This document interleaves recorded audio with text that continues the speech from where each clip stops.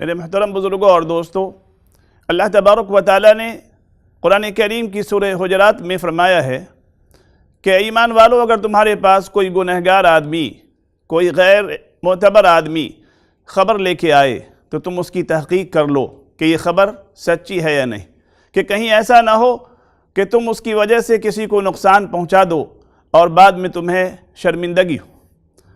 میرے بھائیو، یہی افواہ ہے، اسی کو افواہ پھیلانا کہتے ہیں۔ لیکن افسوس ہے کہ آج ہمارے معاشرے میں اس کو کوئی گناہ سمجھتا ہی نہیں۔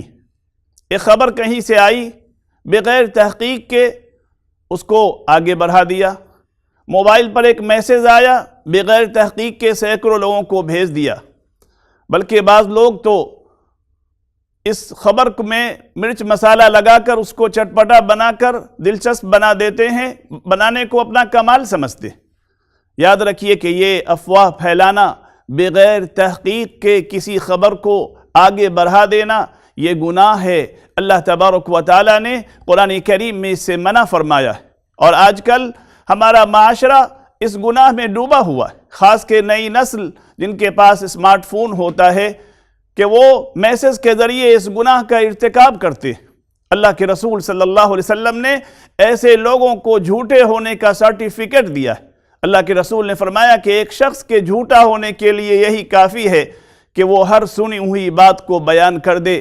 جو بھی خبر آئے بغیر تحقیق کے آگے بڑھا دینا، یہ افواہ پھیلانا ہے، یہ گناہ ہے۔ لہذا ہم خود بھی بچیں اور دوسروں کو بھی اس سے بچائیں، کیونکہ اس کی وجہ سے دنیا میں بھی شرمندگی ہوتی ہے اگر یہ خبر غلط ہے، اور اس کی وجہ سے آخرت میں بھی ہمیں شرمندگی اٹھانی پڑے گی اگر اللہ اور رسول کے حکم کی خلاف ورزی کر رہے ہیں۔ اس لیے میرے بھائیوں، اس زمانے میں ان افواہوں پر کی وجہ سے آپس میں دشمنی، لڑائیاں اور نا اتفاقی بہت ساری چیزیں پیدا ہو رہی ہیں۔ لہذا اس سے بچنے کی کوشش کریں۔ اللہ تعالی ہم سبوں کو بچنے کی توفیق عطا فرمائے۔